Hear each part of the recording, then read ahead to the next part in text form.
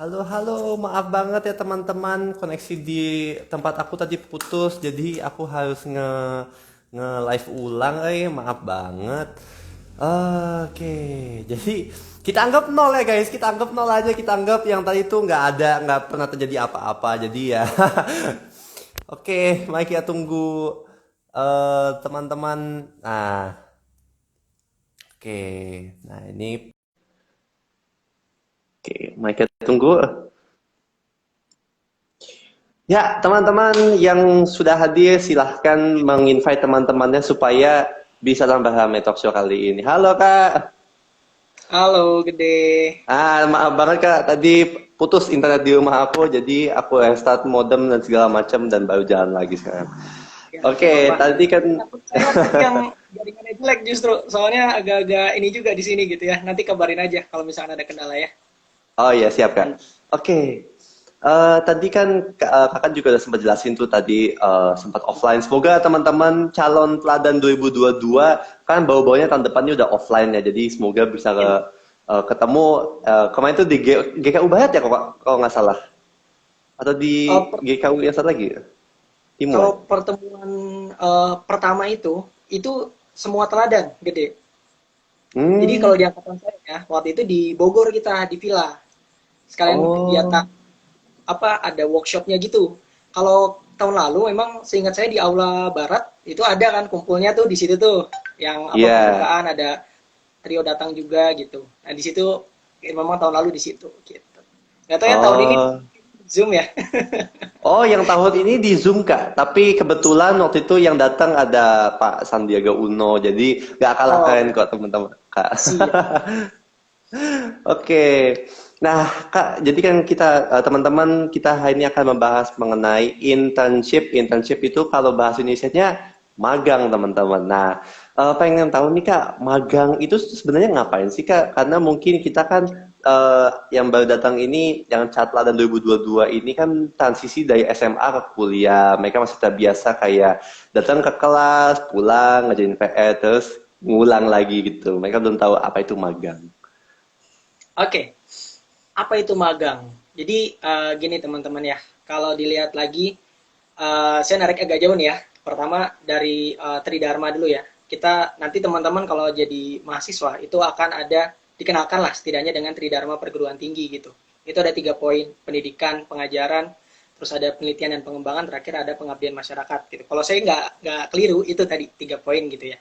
Nah, jadi intinya ketika kita menjadi mahasiswa, kita punya kewajiban untuk pertama belajar gitu, meningkatkan kapasitas diri kita, meningkatkan ilmu atau pengetahuan yang kita miliki, itu yang pertama. Yang kedua, kita harus bisa juga mengembangkan sesuatu yang udah ada gitu. Makanya ada poin penelitian. Dan yang ketiga itu ada pengmas gitu ya, pengabdian kepada masyarakat. Hmm. Dimana setelah kita punya ilmu, kita punya uh, skill untuk mengembangkan sesuatu, kita bisa menerapkan itu di masyarakat gitu. Nah, Hmm. sebenarnya fungsinya magang ini apa? Magang ini yang menjembatani antara apa yang kita pelajari di kuliah dengan kondisi real yang ada di masyarakat gitu. Mungkin teman-teman waktu belajar entah itu di sekolah, entah itu di kuliah juga kan banyak nih teori-teori gitu. Banyak teori-teori yang diajarkan, tapi kita nggak tahu kondisi real di masyarakat seperti apa. Nah, magang ini dikhususkan untuk gimana caranya kita tahu kondisi real di lingkup pekerjaan yang memang ada di bidang kita gitu ya. Maksudnya di tempat kerja atau preferensi profesi yang akan kita lakukan kayak gitu. Sama ini gede yang perlu di notes ya. Ada perbedaan antara magang dengan kerja praktek gitu. Yang saya lakukan kemarin itu kerja praktek sebenarnya ya, bukan magang. Bedanya di mana sih? Kalau magang itu nggak harus dilakukan oleh mahasiswa. Kita yang sudah lulus nih, nanti misalkan saya udah lulus nih tahun depan, mudah-mudahan lancar ya, amin. Kalau misalkan udah lulus, Amin. terus saya mau coba kerja dulu gitu, misalkan 1-2 bulan misalkan atau enggak 1 tahun pertama itu bisa magang gitu. Jadi kalau magang itu orientasinya lebih ke duit lah gitu ya. Ini yang saya pelajari. Kalau misalkan kerja praktek itu kita tidak boleh mengharapkan imbalan sebenarnya. Yang kita harapkan tadi Hmm. pure kita tahu kondisi di lapangan seperti apa. Jadi kita bisa Hmm. mencocokkan nih, tahu gapnya. apa perbedaan antara yang kita pelajari di teori dan apa yang ada di masyarakat, di pabrik, di industri itu seperti apa. Kayak gitu sih. Bisa tahu. Jadi lebih ke pengalamannya ya, Kak, bukan kayak imbalan materialnya gitu. Betul banget. Kalau boleh tahu nih Kak, mungkin yang di luar TF dulu, berarti kan Kakak pernah kerja praktek kan ya Kak? Itu kerja mungkin kayak supaya bisa lebih teman-teman yang hadir di sini bisa ngebedain mana yang kerja praktek, mana yang magang. Kalau boleh tahu nih Kak, kalau boleh di disclose, Kakak dulu magangnya apa, kerja prakteknya apa gitu supaya kita bisa kontrasin gitu. Oke. Jadi sebenarnya gini, yang saya baru lakukan kemarin adalah kerja praktek aja gitu. Dan kerja praktek ini yang saya pakai atau saya manfaatkan jalur dari Kanoto gitu sebagai teladan awardee. Gitu. Kalau magang memang kemarin saya belum melakukan gitu. Nah, kenapa sih saya kemarin ambilnya kerja praktek gitu, nggak magang? Yang ada, yang orientasinya tuh duitnya juga bisa dapet gitu. Kenapa sih saya ngambilnya kerja praktek? Karena sebenarnya gini sih, dari jurusan saya khususnya ya, itu kewajiban untuk kerja praktek memang ada di semester 6, gede. Jadi karena ada mata kuliah itu, jadinya kemarin yang saya lakukan adalah kerja praktek kayak gitu. Jadi memang diutamakan kita tahu nih kondisi real industri bioindustri gitu ya, industri yang berkaitan sama jurusan saya itu kayak gimana, kayak gitu sih. Kenapa saya pilih gitu. Jadi kalau magang saya belum bisa komentar banyak karena memang belum gitu gede. Oh ya, I see. Oh ya, buat teman-teman yang baru datang, welcome. Mau infoin aja nih, kalian tuh bisa banget dua tanya-tanya ke Kak Rizky. Nanti di sesi Q&A dengan mengetik pertanyaan kalian di kolom pertanyaan. Ini kolom pertanyaan di bawah sini ya guys. Nah itu ada yang kayak gelembung yang what is love? Enggak, bukan what is love. Enggak, maksudnya yang pertanyaan. Nah itu sambil balik kalian ketik di situ. Dan nanti ketika sesi Q&A nanti akan aku cherry pick, akan aku pilih-pilih dan Kak Rizky akan langsung jawabannya gitu. Jadi kayak ya kayak sesi Q&A biasa gitu. Oke, nah Kak Rizky, aku nggak tahu ya kalau di zaman kan berarti Kak Rizky berarti pernah offline 2 tahun ya, 18-19 kan ya berarti.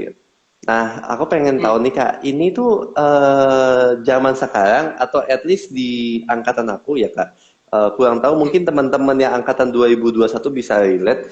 Kayaknya tuh ada sebuah kultur di mana orang tuh kayak tergesa-gesa. Bukan tergesa-gesa ya, lebih kayak yang dibilang hustle culture gitu.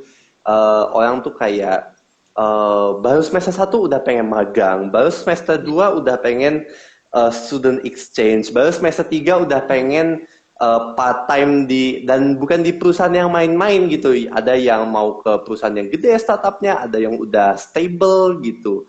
Ada yang udah punya track record yang cukup lama. Nah, pendapat kakak gimana nih kak? Urgency mahasiswa ITB terutama ya, karena kita kan TSA ITB untuk magang. Oke, jadi gini gede. Pertama, denial di awal saya mau kasih tahu bahwa ini preferensi orang. Jadi jawaban saya mungkin bisa nggak mewakili jawaban dari teman-teman yang lain gitu ya. Nah ini saya jawab versi saya. Balik lagi ke tadi di awal kita sempat bahas tentang Tridharma gitu ya, perguruan tinggi. Gimana Tridharma itu membuat kita bisa memanfaatkan apa yang kita pelajari atau bisa mengaitkan apa yang kita pelajari di kuliah dengan produk atau sesuatu yang bisa kita kasih ke masyarakat gitu ya. Jadi ada kaitannya. Terus gimana dengan magang? Magang itu tadi pertama menjembatani apa yang kita pelajari dengan kondisi real pekerjaan yang akan kita capai nanti atau kita lakukan nanti. Kalau magang di semester-semester awal kayak gimana? Sebenarnya kalau magang itu saya dapat insight-nya adalah lebih ke kita membiasakan diri dengan ekosistem di pekerjaan. Setiap perusahaan punya ekosistem atau cara kerjanya masing-masing. Punya cara pola kerjanya masing-masing lah gitu. Tidak bisa disamakan antara satu perusahaan dengan perusahaan lain. Dan setelah kita kuliah, itu kan nanti kita juga bisa menentukan ya, kita mau kerja di mana gitu. Mungkin buat teman-teman yang mau cari tahu nih, kira-kira ekosistem pekerjaan di perusahaan ini seperti apa, perusahaan itu seperti apa, silakan ikut magang. Bahkan sekarang didukung sama program MBKM gitu kan. Jadi sebenarnya untuk magang di semester-semester awal itu tidak jadi masalah. Nah berikutnya, biasanya kalau kita magang, balik lagi, itu kan kayak ini ya, kita nyoba melakukan suatu pekerjaan gitu. Jadi biasanya suatu pekerjaan ini butuh skill dasar. Nah, buat teman-teman yang mau magang gitu, biasanya ada requirement-requirementnya nih, persyaratan-persyaratannya kalau mau magang di situ harus bisa apa-apa aja gitu. Dan kenapa sih kalau yang saya tahu ya infonya dari teman-teman saya juga, kebanyakan ngambil magang tuh semester-semester akhir gitu.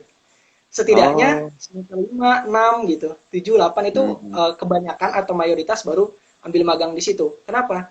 Kita udah tahu nih, setidaknya ada bekal di prodi itu ngapain aja. Kira-kira materi apa yang kita kuasai dan akhirnya kita bisa coba mengaplikasikan itu di tempat pekerjaan kita di tempat magang itu, kayak gitu.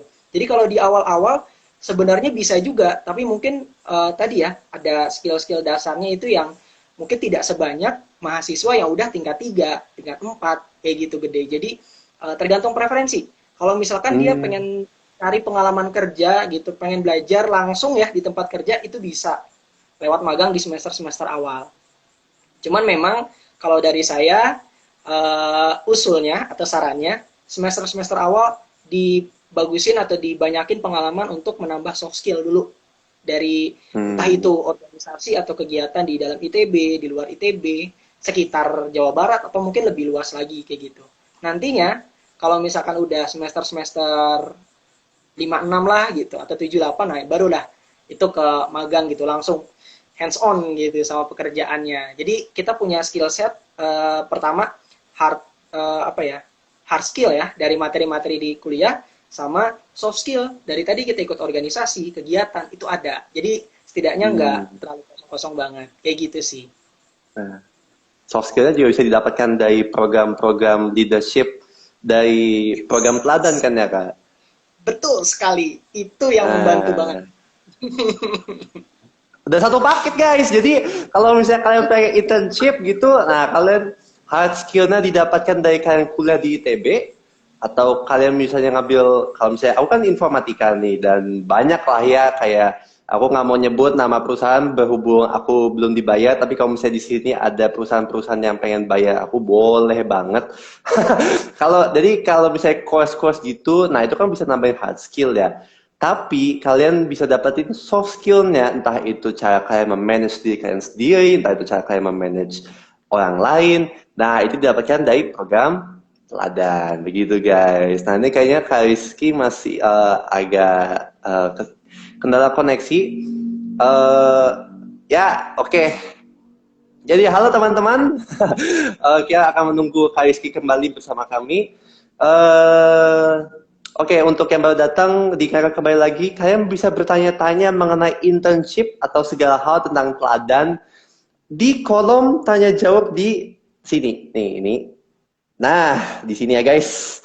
Oke, ini Kak Rizky-nya sudah kembali. Oke, mari kita tunggu Kak Rizky masuk. So far kita sudah ngomongin magang itu kayak gimana, apa bedanya dengan kerja praktek, dan bagaimana program teladan bisa membantu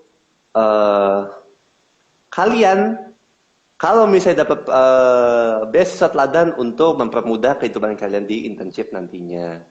Nah, Kak Rizky, selamat datang kembali Kak.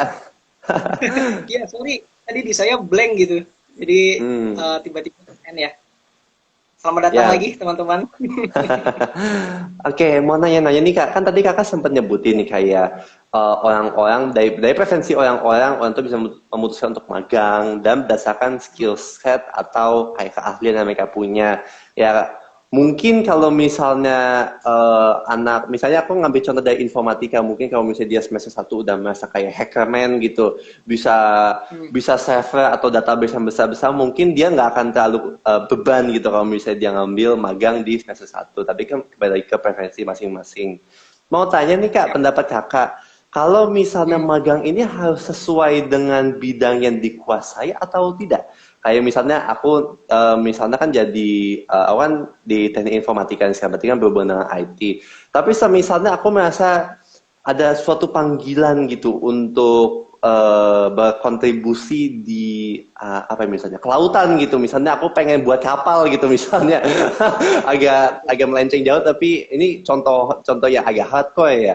Pendapat kakak gimana nih kak? Apakah magang itu harus bener-bener kayak IT dia kudu IT, rekayasa hayati kudu rekayasa hayati atau gimana kan? Oke. Saya jawab dengan dua perspektif ya. Pertama, Hmm. tadi magang as kerja praktek gitu. Jadi kita pakai pengertian internship as kerja praktek gitu. Nah, balik lagi, kalau misalkan kita lihat magang sebagai kerja praktek, itu ada di mata kuliah semester 6 Hmm. gitu.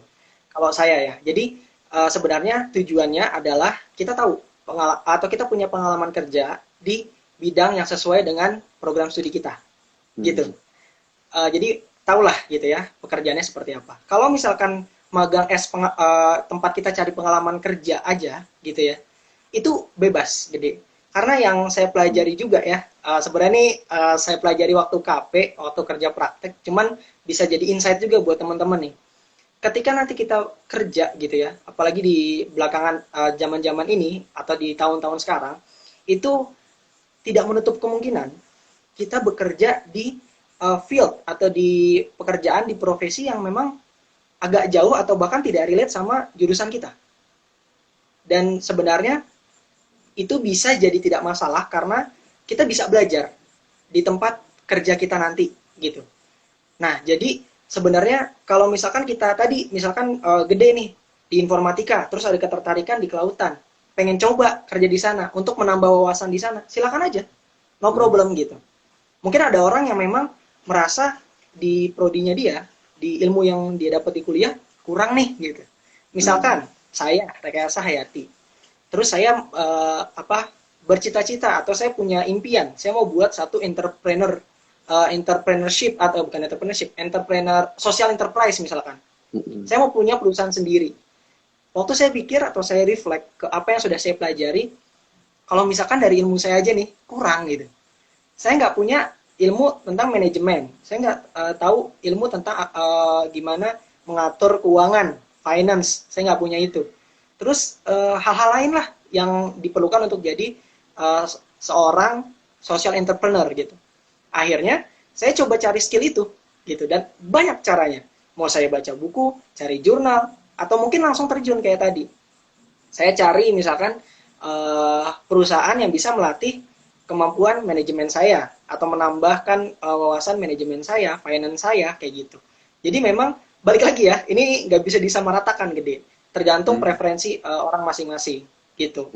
Kalau saya balik lagi kemarin kenapa saya pilih kerja praktek, dan akhirnya kalau saya kemarin itu berkaitan sama program studi karena memang itu mata kuliah gitu ya. Jadi memang diminta untuk yang berkaitan dengan program studi dan kalau bisa itu di lapangan gitu. Jadi waktu itu saya dapat persyaratannya kalau misalkan dapat online sebisa mungkin cari lagi yang bisa offline gitu. Dan akhirnya dapatlah di yang saya ajukan di Tanoto ini gitu. Gitu gede. Jawab atau masih bingung nih? Buat aku sih menjawab kak. Nah tapi buat teman-teman yang sudah hadir di sini, selamat datang. Kita sedang membicarakan tentang magang-magang apa yang bisa diberikan oleh program teladan untuk membantu kalian magang gitu. Karena mungkin aku nggak tahu sih ya, tapi kayak stereotipnya gitu kayak orang tuh kalau nggak magang pas kuliah tuh kayak ada yang kurang gitu aja, ada yang kurang. Nah jadi kalian kalau misalnya pengen magang, sabi banget melihat bagaimana program teladan bisa membantu kalian untuk sukses gitu. Nah, sekali lagi diingatkan buat teman-teman, sekali lagi diingatkan buat teman-teman, kalau kalian punya pertanyaan mengenai magang atau tips and tricks atau sekedar minta doa, boleh banget guys, kalian langsung ketik pertanyaannya. Langsung ketik aja guys di sini guys di kolom pertanyaannya. Nanti akan kami bahas di sesi Q&A. Oke. Nih kak, kita mungkin lebih bahas ke spesifiknya ya kak. Boleh di-spill dulu nggak nih kak, kerja praktek yang magang itu di perusahaan apa nih kalau boleh tahu? Kemarin itu saya di perusahaan kelapa sawit gitu, kerja prakteknya di PT Gunung Melayu di Asahan Hmm.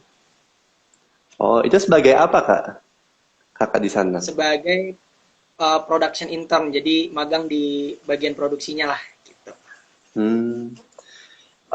Mau tahu nih Kak, boleh diceritain kayak backstory gitu nggak Kak? Atau ya kayak apa namanya supaya kita tahu kenapa Kakak memilih di sana atau ya mungkin kenapanya kan karena tugas praktek itu ya Kak, kerja praktek itu ya Kak. Tapi Oke, lebih kayak pemilihannya itu. oke. Jadi pertama buat teman-teman yang belum tahu, PT Gunung Melayu itu adalah perusahaan dari yang menjadi anggota Asian Agri Group. Jadi sebenarnya Pak Sukanto Tanoto yang punya Teladan atau Tanoto Foundation ini gitu ya, itu punya juga beberapa perusahaan lain gitu. Nah, salah satunya adalah ASEAN Agri Group gitu. Nah, ini ASEAN Agri Group itu perusahaan-perusahaan yang memang bergerak di bidang pengolahan kelapa sawit gitu ya. Terus kembali ke pertanyaan, kenapa saya memilih untuk kerja praktek di sini gitu.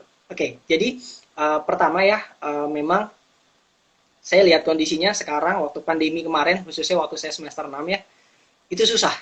Cari tempat kerja praktek itu susah. Karena banyak teman saya yang ditolak gitu. Waktu mau kerja praktek ditolak. Karena kemarin juga COVID lagi lumayan lah ya gitu. Jadi Mm-mm. mereka ada pembatasan pekerja juga. Jadi dari internal mereka aja mengurangi nih jumlah pekerja gitu. Gimana kita yang mau masuk gitu kan. Jadi agak sulit di situ. Terus saya dapat insight atau dapat info kalau kakak tingkat saya, 2 tahun di atas saya itu pernah ngajuin kerja praktek di ASEAN Agri ini gitu. Akhirnya Hmm. saya cobalah ajukan gitu ya. Pengajuannya uh, pakai cara saya coba PC, saya coba chat ke kakak yang dari Teladan gitu yang memang mengurusi bagian magang-magangan ini gitu, Hmm. yang memfasilitasi internship. Saya tanya dulu, uh, ada tempat magang atau enggak gitu ya di ASEAN Agri. Terus kira-kira apa aja persyaratannya, waktunya gimana dan segala macam. Dan akhirnya ya kita komunikasi banyak di awal itu lewat personal chat. Terus saya juga dikabarin lah kalau misalkan ada lowongan segala macam, persyaratannya apa-apa aja. Dan akhirnya ya semuanya itu saya kirimkan gitu berkas-berkasnya lewat email. Terus kakaknya ini coba hubungin lagi ke pihak HR-nya, Human Resource dari ASEAN Agri-nya. Kira-kira mau bisa terima nggak nih saya gitu sebagai intern atau sebagai anak magang, anak PKL kayak gitu ya. Nah terus akhirnya dapat info setuju dengan prokes waktu itu saya harus karantina 5 hari. Setelah itu saya setujui tempatnya, saya setujui, baru deh diurus apa tiket pesawat, terus keberangkatan dan segala macam. Sampai saya terakhir sebelum berangkat itu dikasih kontak person. Kira-kira ini lo orang yang bisa nanti kamu hubungi ketika sudah sampai di Medan. Kayak gitu. Jadi Hmm. memang tahapannya atau pendekatannya pertama saya PC dulu personal chat lewat WhatsApp waktu itu ke kakak yang memang memfasilitasi masalah magang. Terus di situ saya tanya-tanya apa aja yang saya perlu lengkapi, berkas apa saja yang perlu saya kirim, dikirim lewat email, dapat kabar, ternyata ada buka di sini sini sini, baru deh kita tentukan gitu hal-hal lainnya kayak tadi tiket pesawat dan segala macamnya. Gitu kurang lebih gede tahapannya. Hmm. Wow. Jadi sementara teman-teman kakak yang juga satu jurusan di Rekayasa Hayati pada pusing, duh kerja praktek di mana? Karena kakak mempunyai ini istilah aja ya guys, koneksi orang dalam gitu di di program teladan. Kak Rizky di sini bisa mendapatkan kerja praktek di perusahaan Gunung Melayu di ASEAN Agri. Mau nanya nih Kak, kayak itu kan berarti ada di khusus-khususkan gitu ya Kak. Jadi ada orang dari teladan yang mengurusin internship, ada orang di teladan yang mengurusin GP gitu ya Kak kurang lebih. Hmm. Jadi kenapa saya tadi bisa pakai istilah ada yang khusus memfasilitasi tentang magang karena awalnya saya ngechat ke eh, Kak Liska waktu itu. Terus Hmm. saya tahunya waktu itu kontak person kalau misalnya ada apa-apa ke Kaliska gitu kan. Nah, saya tanya ke Kaliska, Kak, mau izin tanya kalau misalkan mau kerja praktek, kira-kira bagaimana ya Kak caranya gitu tahapannya. Terus dari Kaliska langsung menyampaikan, coba kamu hubungi Mbak Dania, Mbak Stefani Dania gitu. Nah, ini yang akan membantu kamu untuk ngurus internship lah gitu kurang lebih ya. Hmm. Makanya saya akhirnya bisa pakai istilah tadi itu.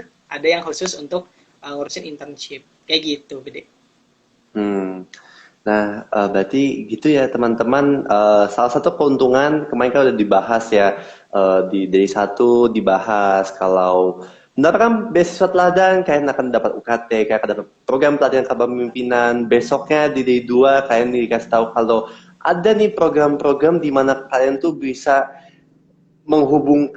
bisa keluar lebih jauh daripada sekedar universitas kalian. Kalian bisa melihat dunia lebih jauh dengan sama course, dengan eh, ya program sebulan 3 bulan gitu di universitas lain supaya bisa bertukar budaya, bertukar ilmu gitu. Nah, hari ini kita mengetahui kalau aku juga baru tahu guys, karena saat ini aku masih terlalu sibuk dengan ya biasalah kalau semester 3 itu orang kepala masih puyeng-puyeng materi gitu.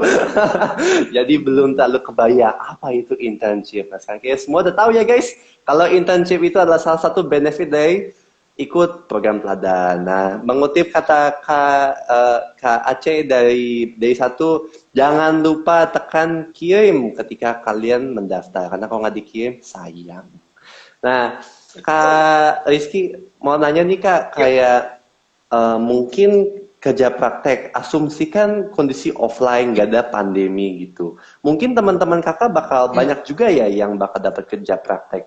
Tapi mau tanya nih kak, apa yang membuat kerja di perusahaan ini kan berarti anggotanya Tanoto Foundation itu spesial? Apa yang membedakan magang dari koneksi dari benefit program teladan dibandingkan dengan magang yang sekedar eh, apply terus keterima dapat ilmu pulang dapat SKS dapat nilai gitu apa bedanya kak benefit lebihnya.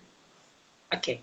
Kalau ditanya benefit, sebenarnya salah satu yang men-trigger saya juga akhirnya mau pakai fasilitas ini adalah kita difasilitasi pertama tadi ya infonya ada atau enggak gitu ya itu difasilitasi info itu normal lah ini ya biasa. Yang kedua Mm-mm. karena ASEAN Agri itu banyak perusahaannya di daerah Sumatera ya. Jadi Riau sampai atas tuh Medan. Nah jadi uh, kita difasilitasi untuk tiket penerbangan pulang pergi. Wow. Itu yang kedua. Yang ketiga setelah sampai di sana kita dapat tempat istirahat juga, disediakan juga tempat tinggal di sana.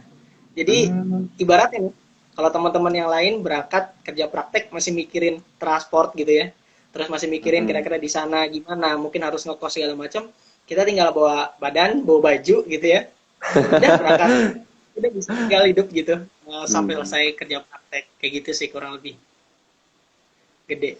Wow, jadi benar-benar datang ke sana itu fokusnya ke belajar dan pengalamannya ya kak. Betul. Oh, ada satu lagi yang ditambahkan, ada uang Hmm. makan guys, jadi mantap lah. Kurang apa lagi? Iya benar kak benar.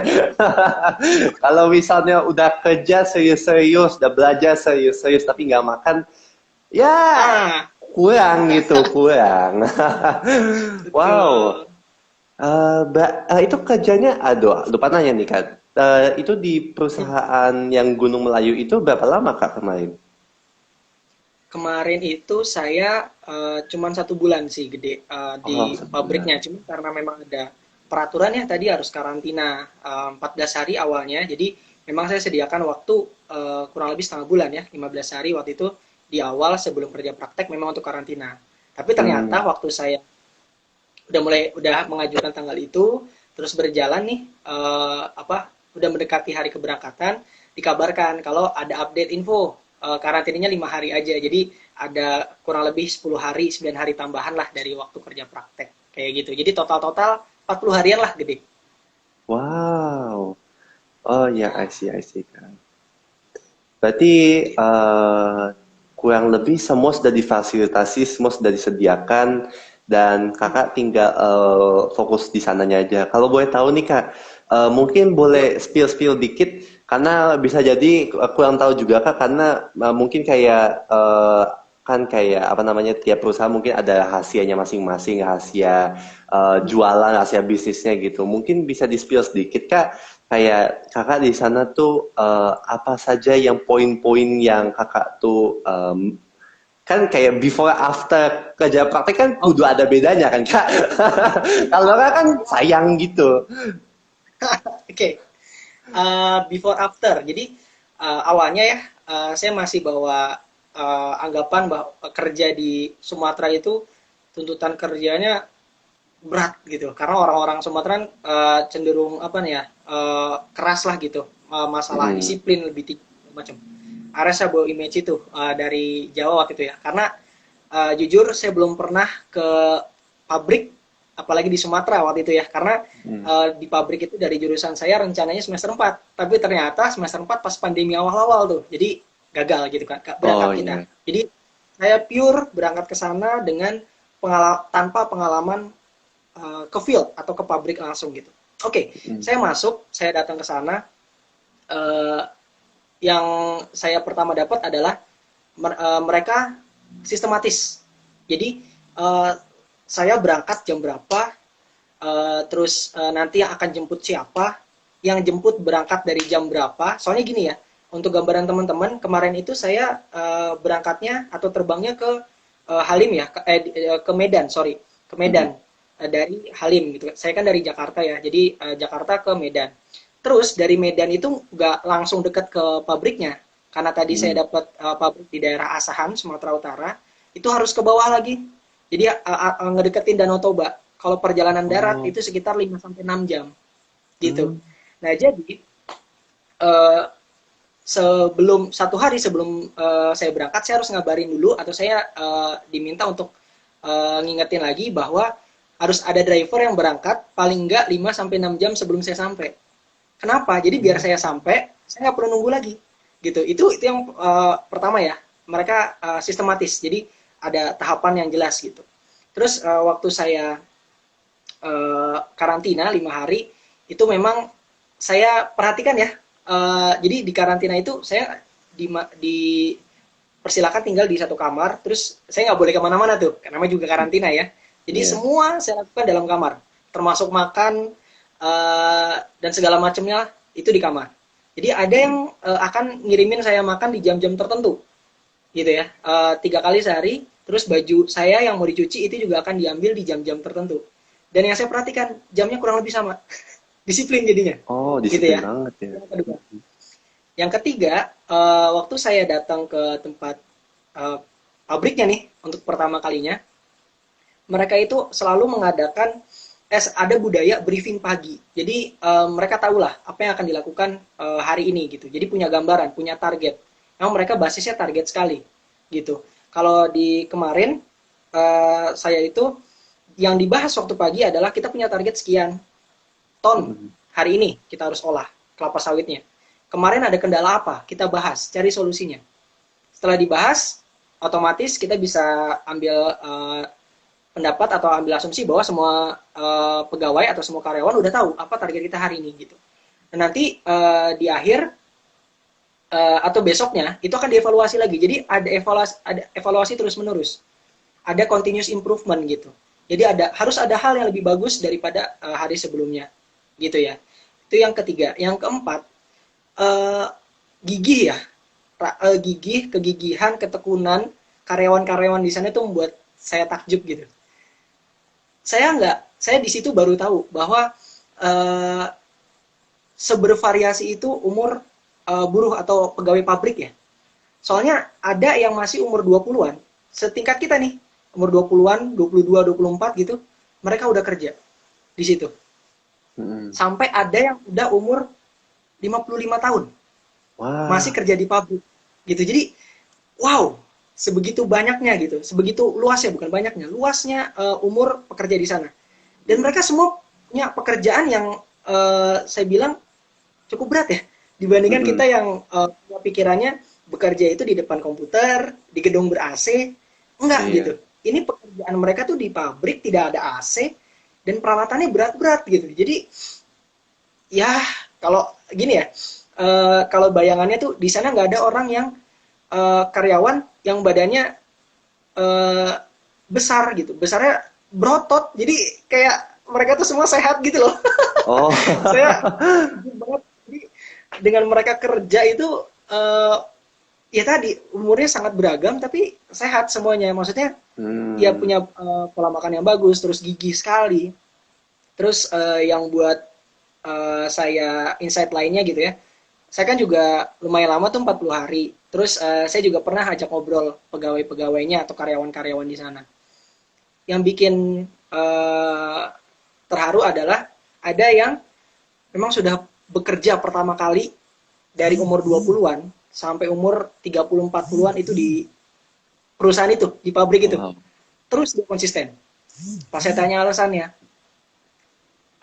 gini, eh, gini Pak, kalau di sana saya dipanggilnya Bapak ya, karena hitungannya waktu itu diperkenalkannya sebagai intern atau PKL ya sebutannya mereka, PKL. itu tingkat supervisor lah, jadi lebih lebih tinggi daripada karyawan waktu statusnya, jadi dipanggilnya tetap Pak walaupun saya masih muda gitu. Mm-mm. Jadi ceritanya waktu itu gini, Pak, ya saya apa pertama kerja di sini karena saya cuma lulusan SMA Pak. Bapak lulusan, Bapak bisa kuliah gitu. Saya waktu itu pengen kuliah, cuman nggak bisa Pak. Makanya apa ya? Saya iri sama orang-orang yang bisa kuliah. Kalau saya bisa kuliah, saya pengen kuliah, kayak gitu.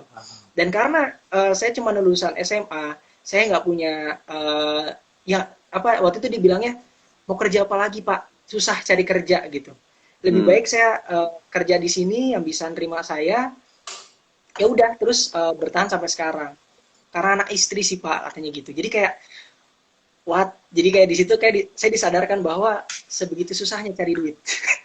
Nah. Sebegitu susahnya cari duit sampai dia bisa bilang kayak gitu. Terus ada juga yang dia belum pernah balik ke kampung ya karena memang waktu itu dia pengennya kerja dulu, terus punya uang dulu dan ya biayalah ke sana gitu untuk ke kampungnya. Waktu itu Mm-mm. emang orang Jawa, jadi biayanya lumayan. Jadi kayak banyak lah, banyak justru lebih banyak nilai-nilai kehidupan yang saya pelajari di sana Iya. gitu. Jadi gimana saya sebagai mahasiswa harus bersyukur bahwa saya punya sedikit kelebihan dibanding mereka yang bisa kerja, bisa merasakan bangku kuliah, gitu, bisa belajar di kelas. Terus yang bisa tinggal di kota itu juga mereka sering lah ngebahas itu gitu. Enak ya Pak tinggal di Jakarta kayak gitu. Di sini gimana, kaget nggak gitu kerja di apa tinggal di sini kayak gitu-gitu. Jadi ada banyak hal yang awalnya saya nggak merasa sebegitu berdampaknya gitu. Tapi ternyata itulah hal-hal kecil yang perlu saya syukuri gitu. Jadi justru hal-hal itulah yang akhirnya saya pelajari. Saya merasa oh ternyata kita sebagai mahasiswa tuh punya kelebihan lah yang udah dianggap wow banget buat mereka kayak gitu. Jadi hidup yang kita alami sekarang itu terkadang atau waktu saya selesai KP adalah hidup yang diinginkan oleh orang lain. Itu jadi lebih banyak bersyukur sih akhirnya gitu ya. Hmm. Kayak gitu. Jadi tadi selain yang kedisiplinan, kegigihan, terus mereka sistematis, target oriented segala macam, itu di balik itu semua ya itu tadi. Gimana caranya mereka mau uh, mengajarkan saya lah, justru saya di sana bukan ini ya, bukan ngajarin mereka yang tadi sebagai karyawan atau pegawai gitu. Saya nggak banyak memberikan sesuatu lah di tempat KP, tapi saya yang diberikan sesuatu gitu loh. Banyak Mm-mm. sekali yang saya dapat waktu saya kerja praktek gitu, gede. Aduh, jadi storytelling. Gak apa-apa, kakak namanya juga talk show. Kalau talk show nggak ada talk ya Siap, bukan siap. talk show dong. Oke kak. Mungkin ya sekali lagi teman-teman diingatkan ini adalah day terakhir untuk sosialisasi teladan dari TSA ITB. Kalian kalau misalnya ada pertanyaan ke Kak Rizky, boleh tentang internship, boleh tentang program-program teladan lainnya, kalian silakan langsung tanyakan di sini. Nih, jangan sampai ini ya, aku kan di atas nih. Dia, Kak Rizky tolong tunjuk di bawah sini kak. Coba kak, jadi bawah sini nih. Nah, Ya, Sibuk. itu guys. Nah, jadi kalian silakan tanyakan di situ karena sebentar lagi kita akan sesi Q&A. Tapi mumpung aku sebagai host di sini ingin memanfaatkan posisi aku sebaik-baiknya, aku pengen nanya lagi ke Kak Rizky. Ya, inilah Hmm. enaknya jadi host gitu, bisa nanya banyak. Siap. Kan siapa tahu aku jadi pengisi tahun depan gitu ya, amin gitu. Amin. Jadi makanya kan aku butuh nanya banyak-banyak.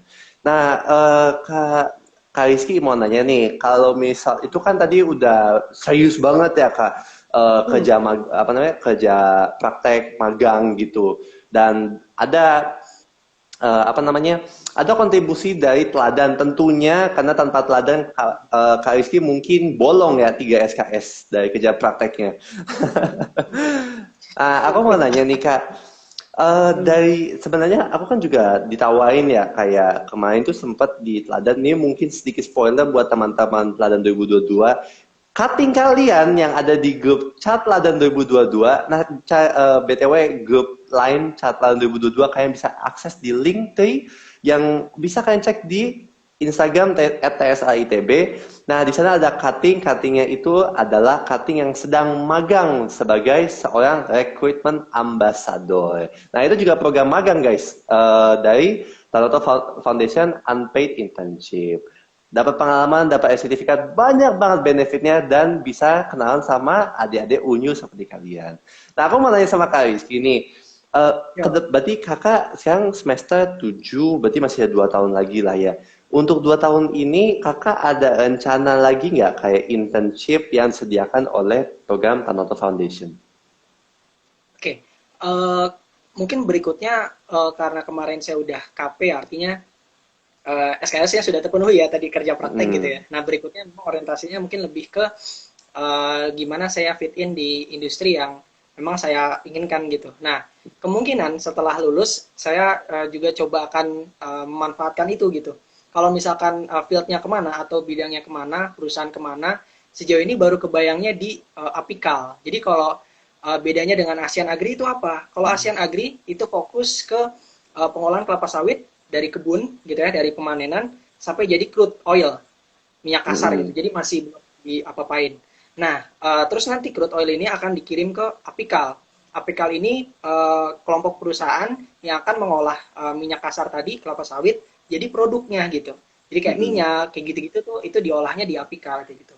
Sejauh ini paling kepikirannya di situ sih gede. Jadi uh, mungkin saya bisa pakai ya tadi balik lagi ke saya pernah di ASEAN Agri juga mungkin bisa ngebantu nanti nambah wawasan saya juga oh ternyata dari hulu ke hilir gitu ya jadi awal sampai akhir tuh proses pengolahannya seperti ini gitu Hmm. jadi lebih ke pengen tahu aja prosesnya seperti apa gitu sih jadi bisa banget dimanfaatkan setelah lulus gitu. Hmm. I see, I see. Ah, eh, apa ya? Berarti kakak akan belajar dulu kan dari barang mentah jadi barang setengah jadi, terus kakak rencana dari Hmm, barang setengah jadi barang jadi ya gitu ya bahasa kasarnya. Bukan bahasa kasarnya emang istilahnya gitu ya kan ya kak? betul betul betul kurang lebih kayak gitu benar. Mm-mm. Nah, kurang lebih itu menjawab pertanyaan aku sih kak. Jadi kayak, wow, kakak sudah punya rencana yang matang untuk memanfaatkan sebaik-baiknya program teladan dari Tanoto Foundation ini. Nah, buat Hmm. teman-teman, kita sisa 8 menit lagi untuk sesi talk show kali ini. Jadi kalau kalian punya pertanyaan, silahkan tanyakan di kolom Q&A di bawah sini guys. Silahkan langsung tanya aja. Kalau misalnya kalian belum ada yang nanya, aku yang nanya. Aku yang nanya kalian malah. Jadi kayak kuliah aja nih. Nah, mungkin apa ya, Kak Rizky, mumpung belum ada yang nanya, aku nanya-nanya lagi. Hmm. Kalau misalnya, aku kan juga sempat searching-searching kalau misalnya Tanoto Foundation kayak ASEAN Agri ini kayaknya rata-rata fokusnya ke barang-barang yang ini ya olahan minyak sawit gitu ya. Ya, sebenarnya kalau dari tempat yang kemarin saya datangi gitu ya, pabrik Gunung Melayu 2 di PT Gunung Melayu, itu memang dia pengolahannya sebatas eh, produknya ya. Produknya itu pertama CPO atau crude palm oil, jadi tadi Hmm. minyak kelapa sawit kasar sama kernel. Kernel itu bagian inti kelapa sawit. Ini nanti bisa jadi minyak lagi atau diolah jadi produk lain lah gitu. Nah, Hmm. kemarin di perusahaan yang saya datengin atau pabrik yang saya datengin produknya cuma dua. Nah, ada pabrik yang dekat sama pabrik saya kemarin itu namanya pabrik Gunung Melayu 1 gitu. Kalau di saya pabrik Gunung Melayu 2, ini ada lagi pabrik Gunung Melayu 1. Itu dia udah bisa ngolah kernelnya yang tadi, inti sawitnya jadi Oh, minyak. iya. Kayak gitu. Jadi memang yang saya tahu kemarin itu untuk ASEAN Agri berfokusnya ke dari pertama dia penanaman dulu ya. Penanaman itu dia ada jadi ada kebun inti, kebun yang memang dikelola sama ASEAN Agri. Jadi bibitnya itu diperhatikan, ada divisi pengembangan sendiri, R&D sendiri, research and development sendiri gitu ya. Terus dipanen, diolah ke perusahaan, pabrik gitu jadi minyak, terus baru diolah ke tempat lain. Jadi kemarin yang saya tahu itu produk dari ASEAN Agri itu umumnya cuman CPO gitu ya, atau minyak kasar. Nah, nanti untuk pengolahannya itu lebih ke apikal, gede. Jadi apikal yang akan mengolah jadi minyak goreng, jadi margarin dan sebagainya. Dari sabun segala macam gitu. Jadi apikal mungkin lebih banyak ya, lebih advance di sana kayak gitu. Oke. Ya, Jadi I dia see, I see. lebih ASEAN Agri lebih ke inilah minyak kasarnya gitu, minyak kelapa sawit kasar crude gitu. Nah, ini mungkin aku mewakili pertanyaan teman-teman Cat Ladan 2022 yang Boleh. mungkin tidak sejurusan dengan kakak dia kayak Sahayati atau yang berbau-bau dengan kayak perminyakan, pertambangan kan kalau nggak salah di Royal Eagle Group apa namanya Golden Eagle itu kan ada yang di pulp and paper, palm oil, ada yang selulosa, fiber, ada yang LNG, liquid apa namanya uh, natural gas ya, Gas. LNG ya. Tapi nggak semua kan nggak di bidang itu. Mungkin ada yang di FSRD, mungkin ada yang di sekolah apa namanya SF, ada yang kayak aku di stay di teknik informatika. Nah untuk kami nih yang tidak fokusnya tidak spesifik ke bidang-bidang yang tadi perminyakan atau mungkin produksi kertas atau mungkin pertambangan gitu, ada nggak kak kesempatan bagi kami untuk magang di perusahaan-perusahaan mitra Tanoto Foundation? Oke. Jadi yang saya tahu gimana caranya. Pertama, kita buka dulu perusahaan yang kita minati nih. Kayak tadi, Hmm. misalkan kita mau coba lihat di ASEAN Agri itu ada field atau ada karir untuk jurusan apa-apa aja gitu ya. Mungkin ini terkhusus ke KP ya, yang berkaitan banget sama program studi tadi, kerja Hmm. praktek gitu. Teman-teman coba buka aja dulu websitenya gitu ya. Lihat kira-kira ada nggak field buat saya nih gitu. Ada nggak potensi karir yang bisa saya dapat di prodi saya gitu, tapi di perusahaan ini. Coba aja lihat, kira-kira ada atau enggak kayak gitu. Terus kalau misalkan ada, teman-teman bisa apply ke sana untuk magang gitu ya. Untuk magang tadi. Terus kalau misalkan ini secara umum ya. Hmm. Terus kalau misalkan nggak ada di ASEAN Agri misalkan, terus teman-teman coba cari ke yang lain, Apikal, terus nanti coba ke perusahaan yang lain kayak April ataupun yang lainnya gitu. Kalau misalkan susah atau teman-teman belum dapat atau ternyata waktu cari nggak dapat, mungkin teman-teman bisa daftar magang tapi agak berbeda gitu. Tadi ya, yang dikerjakan berbeda dengan program studi yang sekarang. Hmm. Terus sebenarnya menurut saya ini juga jadi kelebihan kita sebagai teladan awardee gitu. Kita bisa tanya ke Mbak Dania tadi gitu ya yang saya kemarin kontak. Coba tanya, kira-kira nih Mbak, kalau misalkan jurusan saya ini misalkan sebutlah dari sekolah farmasi gitu, berhubungan dengan farmasi, kira-kira ada field di mana ya Mbak gitu. Mungkin bisa tanya, bisa konsultasi ke Mbak Dania juga. Jadi sebagai teladan awardee kita punya kelebihan itu tadi. Kita bisa konsultasi juga. Kalau misalkan kita mau magang, terus kita masih bingung gitu, kita bisa konsultasikan ke Mbak Dania. Kayak gitu. Jadi sebagai teladan awardee tidak menutup kesempatan untuk magang atau kerja praktek di mitra RGI tadi ya, gitu. Nah tapi akan lebih bagus kalau misalkan kita udah punya nih fieldnya atau justru kita mau jadi apanya atau di bagian apanya di perusahaan itu, kita tinggal sampaikan ke Mbak Dania gitu. Jadi spesifik. Kalau misalkan kemarin saya ya, Mbak Dania, kalau misalkan saya mau belajar tentang unit pengolahan limbahnya pabrik kelapa sawit, itu kira-kira bisa nggak ya di ASEAN Agri gitu. Jadi Mbak Dania pun enak, nanti dia bisa tanya ke HR ASEAN Agri, kira-kira ada nggak nih field untuk pengolahan limbah kayak gitu. Jadi mungkin bisa mempermudah administrasi tadi ya gitu. Kalau misalkan mau diskusi coba aja chat Kak Mbak Dania juga. Feel free aja lah untuk ngobrol gitu kira-kira gimana konsultasi. Jadi itulah kelebihan berikutnya untuk teladan awardee. Jadi masih bingung bisa ditanyakan ke Mbak Dania gitu. Terus itu di dalam sebagai teladan awardee. Kalau di luar itu pengalaman saya sebenarnya nanti pun kalau teman-teman nih mau ngambil memanfaatkan fasilitas internship ini untuk kerja praktek, biasanya akan ada dosen pengampu mata kuliah yang bersedia untuk berdiskusi gitu. Jadi teman-teman bisa diskusi juga tuh sama dosen mata kuliah terkait gitu. Kira-kira kalau di perusahaan kelapa sawit saya bisa masuk gak ya Pak? Atau misalkan di perusahaan ini saya bisa masuk gak ya Pak? Atau mungkin pertanyaan lebih general.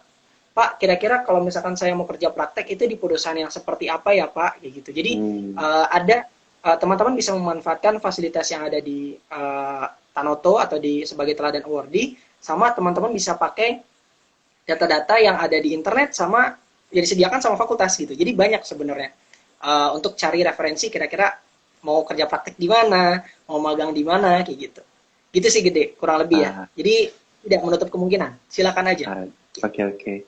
Nah, sayangnya karena keterbatasan waktu, kami cukupkan di sini untuk sosialisasi teladan mengenai internship bersama Kak Rizky pada yang pertama sebagai pembicara kita malam ini. Oke, sebelumnya mau mengingatkan lagi buat teman-teman yang belum daftar menjadi Catladan 2022, ayo datang ke website tanotofoundation.org/id/teladan 2022. Semuanya kecil, 2022-nya dengan angka. Jangan ketik semuanya 2022. Enggak, itu nggak bisa. Nggak ada yang diakses guys kalau kayak gitu. Diketik pakai angka. Nah, kalian isi semuanya di situ. Semua persyaratannya sudah ada. Tinggal kalian cantumkan. Tinggal banyak doa. Kalau ada pertanyaan, bisa banget menghubungi FAQ atau bisa juga join grup line Catladan 2022 yang ada di Linktree @TSA ITB. Kami tunggu kalian semua di TSA ITB 2022. Semangat teman-teman semuanya. Saya Gede Prasida Bolanawa sebagai MC malam ini. Berterima kasih banyak kepada kalian semua atas perhatian yang luar biasa dan mohon maaf bila ada kesalahan kata. Oke, Kak Rizky, terima kasih banyak. Sukses terus, Kak. Udah mau tugas akhir ya, Teh. Ayo. Siap, Kak? Mudah-mudahan. Semoga tahun depan sudah bisa offline ya, Kak, ininya, wisudanya, biar aku bisa datang ke Sabuga gitu. Kak Rizky, oh my God, aku pernah wawancara Kak Rizky. Wow, oke. Teman-teman tenang saja kalau misalnya kalian ketinggalan live ini atau live sebelumnya bisa dicek rekamannya di IGTV @TSA-ITB. Oke, sekian. Tanpa banyak kata lagi, aku Ede guys live-nya. Terima kasih banyak sudah memperhatikan. Tetap semangat, banyak doa. Kita tunggu kalian di Ladan 2022. Oke. Sekali lagi terima kasih banyak Kak Rizky. Aku end live-nya ya. Oke, terima kasih semuanya. Semua, dadah. Dadah.